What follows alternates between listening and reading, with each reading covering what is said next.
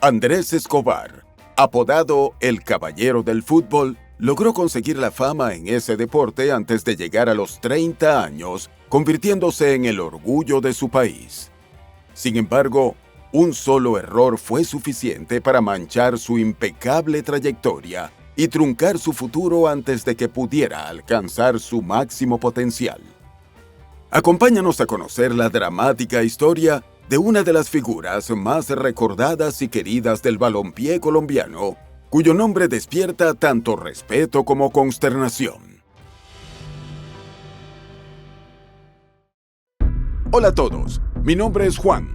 Bienvenidos a Biopic, donde les narraré las historias de la vida de las personas que han marcado nuestra sociedad. Sin decir nada más, comencemos. Biografía de Andrés Escobar.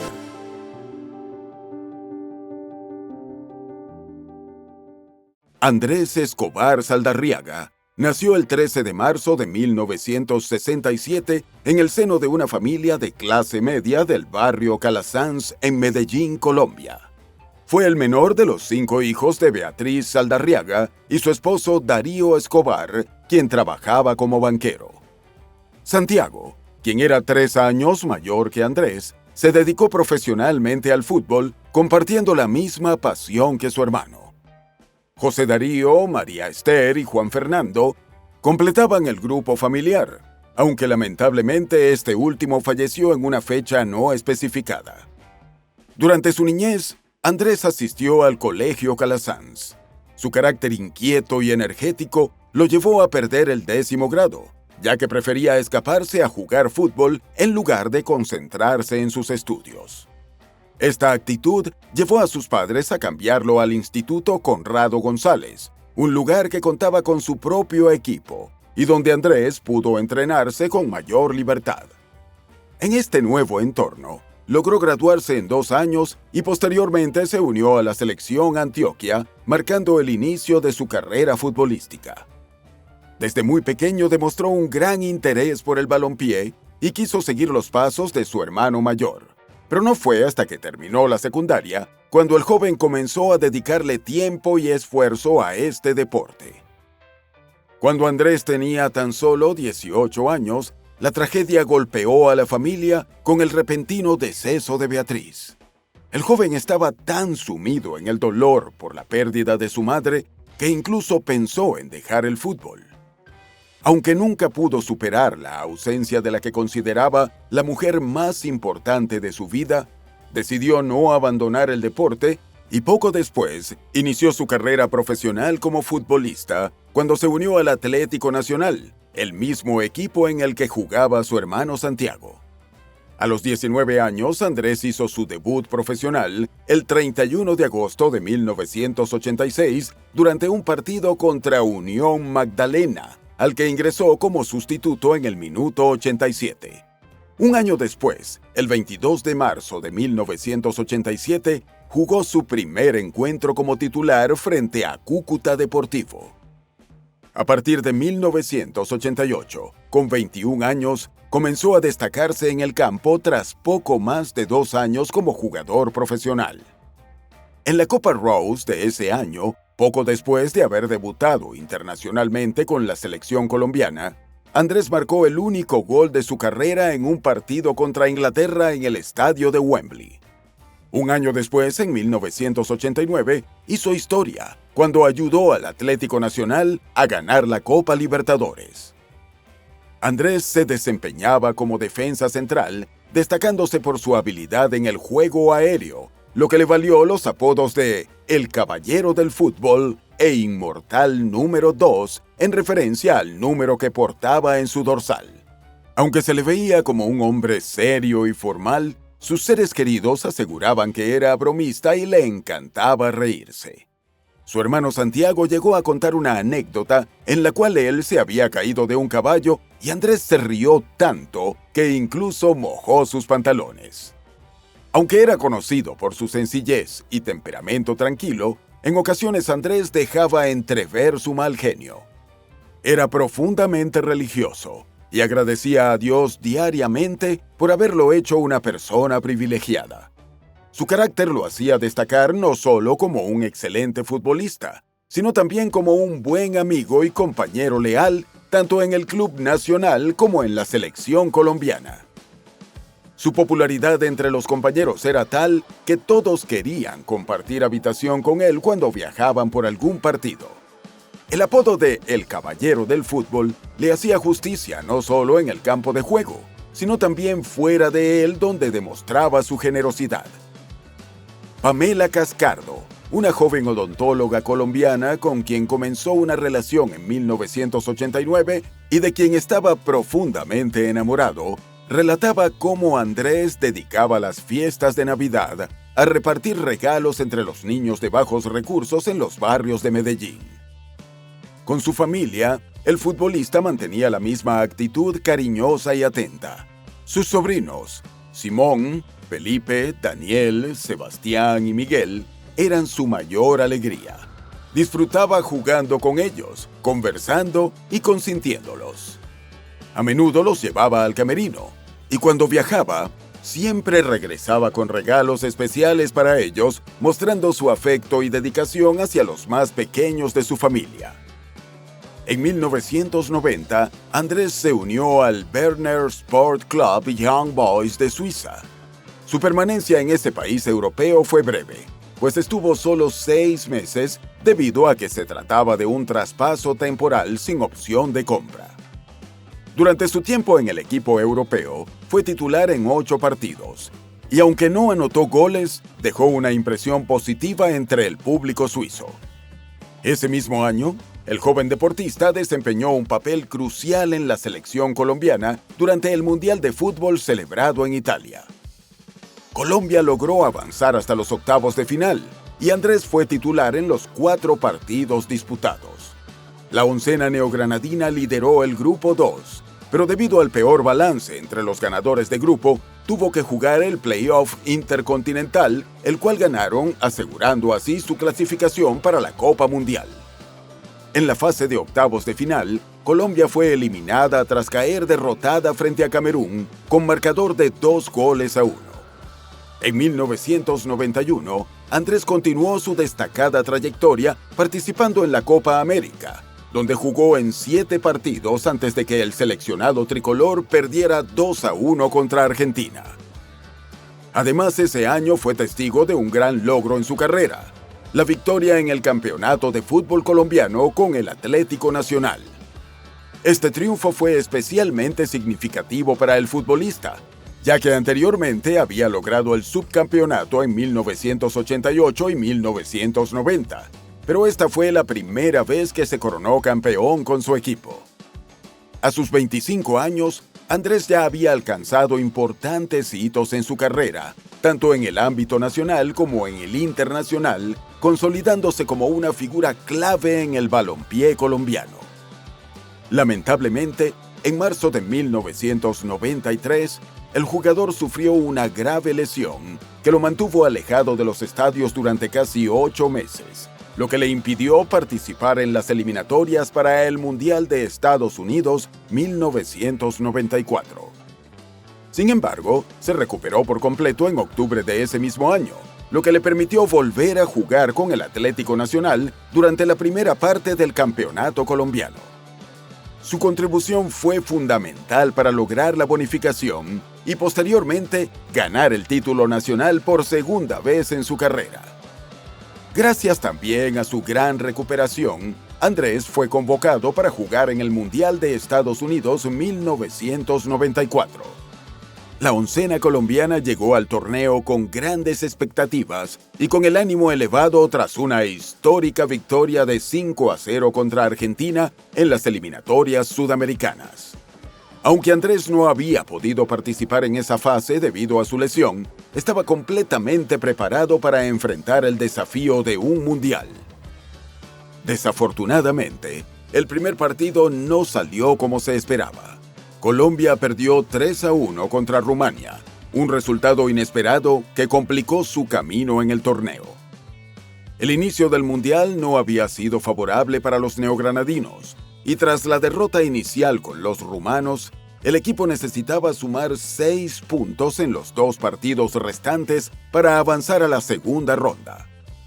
Por lo tanto, el juego contra Estados Unidos, celebrado el 22 de junio de 1994 en el Rose Bowl de Pasadena, California, era decisivo. Un auténtico partido de vida o muerte. El equipo colombiano alineó a sus mejores jugadores: Oscar Córdoba, Luis Fernando Chonto Herrera, Andrés Escobar, Wilson Pérez, Luis Carlos Perea, Hernán Carepa Gaviria, Leonel Hernández, Carlos El Pibe Valderrama, Freddy Rincón, Anthony de Ávila y Faustino Asprilla, todos en busca de una victoria crucial. Aunque Estados Unidos no era considerado un rival peligroso debido a su limitada tradición futbolística, Colombia enfrentó una derrota inesperada y dolorosa. Y para empeorar aún más las cosas, el primer gol ocurrió en el minuto 34 del partido, cuando Andrés anotó en contra un autogol que tristemente pasaría a la historia por más de una razón. Colombia logró ganar su siguiente desafío ante Suiza con un marcador de 2-0, pero el esfuerzo fue en vano.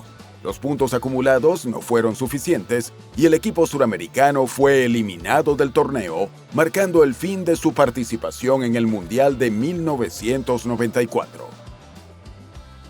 La derrota en la justa mundialista fue un duro golpe para toda la delegación colombiana, pero nadie resultó más afectado que Andrés, según testimonios de amigos y familiares recogidos por los medios de comunicación locales. Pese a los consejos de Santiago y Darío, quienes le sugirieron quedarse en Estados Unidos para descansar y olvidar lo sucedido, Andrés decidió regresar a Colombia con la delegación. Su objetivo era claro: enfrentar la situación, dar explicaciones y asumir la responsabilidad, tal como se lo expresó a su padre y como quedó inmortalizado en la frase que pronunció en una de sus primeras declaraciones después del autogol: la vida no acababa allí. En una entrevista previa, Andrés había expresado su amor por el fútbol, explicando por qué le gustaba tanto. Según él, en este deporte quedaba demostrada la estrecha relación entre la vida y el juego. Dijo que en el fútbol, a diferencia de otras prácticas como la tauromaquia, no hay víctimas, pues en la cancha no le quitaban la vida a nadie. Era una disciplina de alegría y diversión. A su regreso a Colombia, Andrés mostró una actitud resiliente, dispuesto a seguir adelante a pesar del autogol que marcó el partido contra Estados Unidos. Estaba decidido a no dejar que un error lo definiera ni lo derrumbara.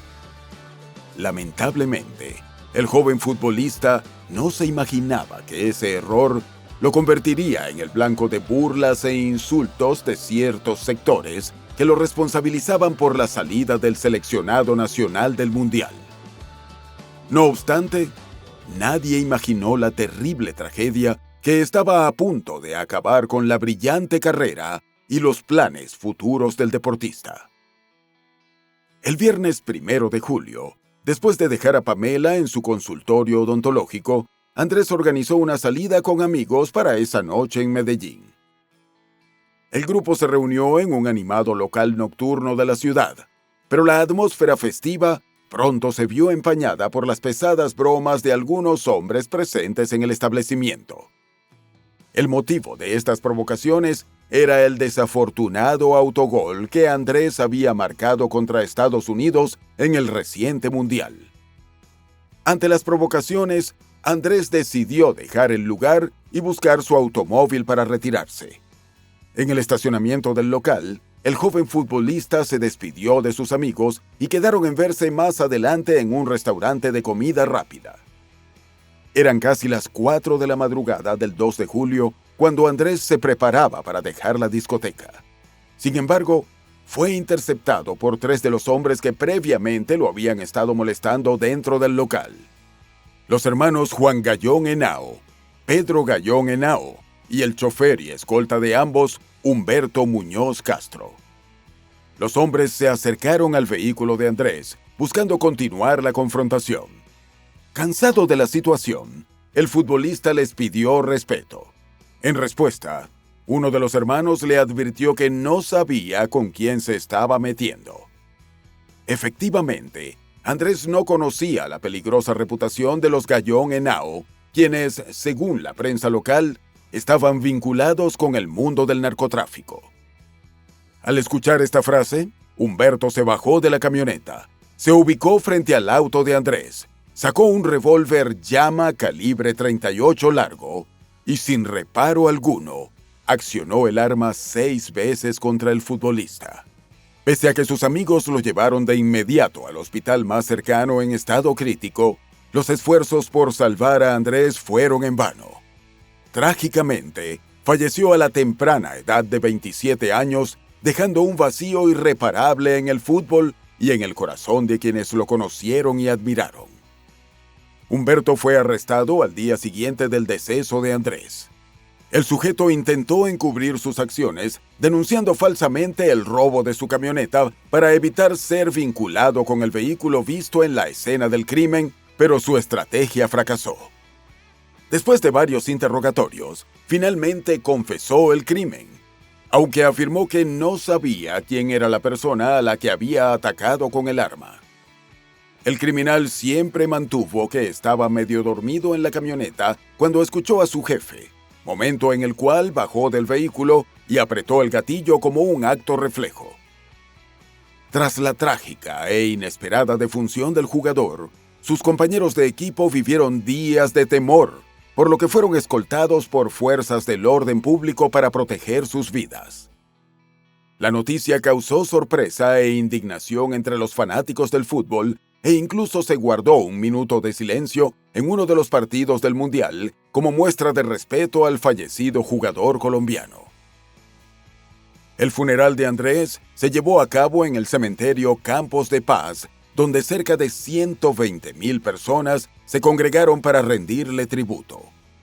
Entre los asistentes se encontraba el entonces presidente de Colombia, César Gaviria, reflejando el impacto profundo que la pérdida del deportista tuvo en el país.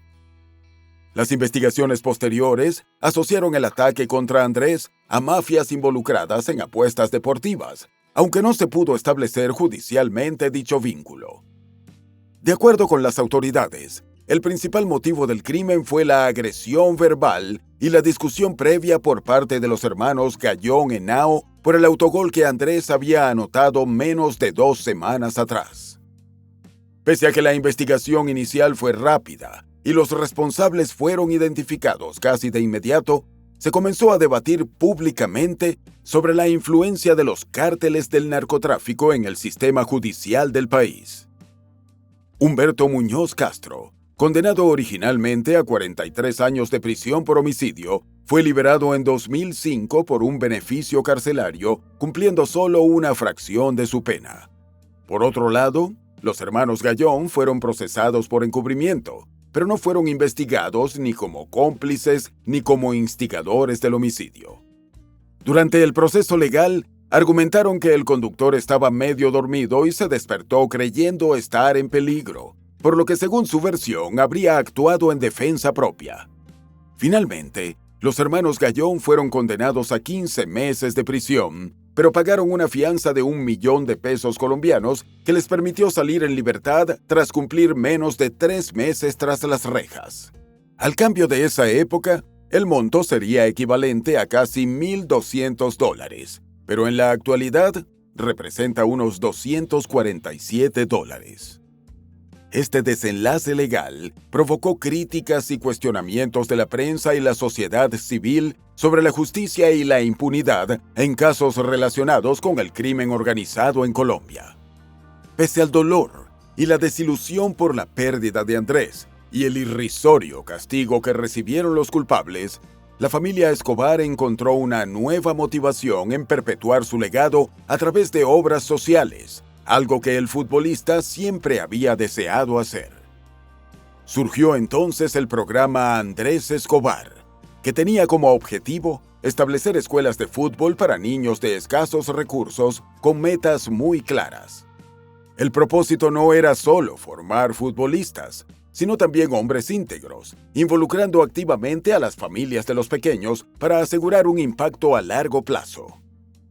Esta iniciativa recibió un amplio apoyo de la sociedad colombiana y una significativa cobertura mediática, lo que fortaleció su implementación. Sin embargo, pese al entusiasmo y el éxito inicial, las escuelas de fútbol Andrés Escobar no lograron mantenerse en funcionamiento por más de una década. Se reportó que esto se debió principalmente a dificultades económicas que limitaron la continuidad y expansión del proyecto a pesar del impacto positivo que lograron durante su breve existencia.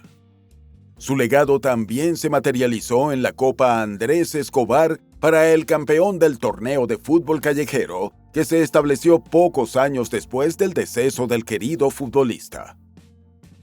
La corta vida de Andrés, su memorable trayectoria y el ataque fatal del que fue víctima quedaron plasmados en diversos reportajes, documentales y series. En 2010, se estrenó el documental Los Dos Escobar, como parte de la serie 30 por 30, dirigido por Jeff y Michael Cimbalist, y producido por un popular canal de televisión por cable especializado en deportes. Este trabajo analizó diversos aspectos relacionados con el deceso de Andrés, la participación de Colombia en la Copa Mundial de 1994 y la compleja relación entre el fútbol y las organizaciones criminales que en ese entonces operaban en el país, particularmente el Cártel de Medellín, liderado por Pablo Escobar. 4 años después, en 2014, para conmemorar las 2 décadas de la trágica partida del joven futbolista, el Club Atlético Nacional estableció la Orden al Mérito Andrés Escobar Saldarriaga, el Caballero del Fútbol. Esta distinción se otorgaba como el más alto honor del club, concedido a individuos destacados tanto por su servicio en el equipo como a personalidades que, aunque no estuviesen vinculadas con el deporte, habían contribuido significativamente con la institución. A partir de su creación, cada 2 de julio, los miembros del Club Atlético Nacional, su junta directiva y colaboradores más cercanos entregan la Orden al Mérito a quienes sobresalieron por sus notables contribuciones al nacionalismo y al espíritu del club. La primera persona en recibir esta orden fue Santiago, hermano de Andrés.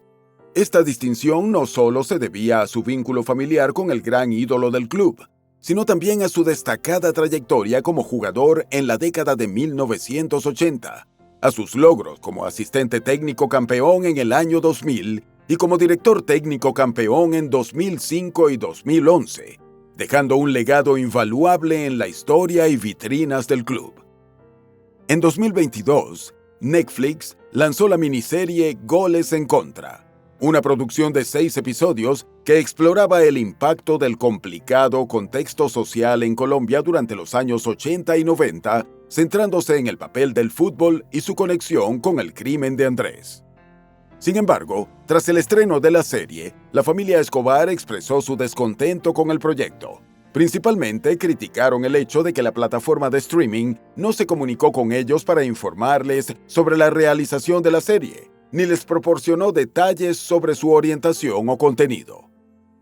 La falta de consulta y transparencia por parte de la compañía generó molestia en la familia, que incluso mencionó la posibilidad de tomar acciones legales al respecto. Pero hasta la fecha de este video no se han reportado avances públicos sobre esta posible demanda o cualquier otro recurso iniciado por los seres queridos del futbolista. El ataque fatal que le arrebató la vida a Andrés Escobar conmocionó profundamente a Colombia y al mundo del fútbol.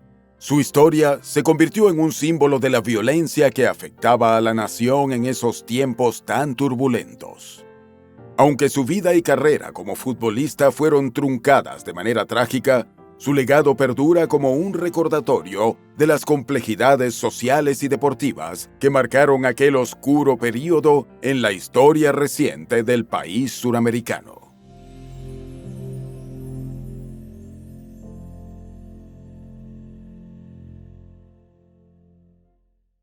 Y bueno, hasta aquí el video de hoy. Cuéntame en los comentarios qué te ha parecido. Y antes de irte, No te olvides de dejarle un me gusta y suscribirte al canal. Hasta la próxima historia.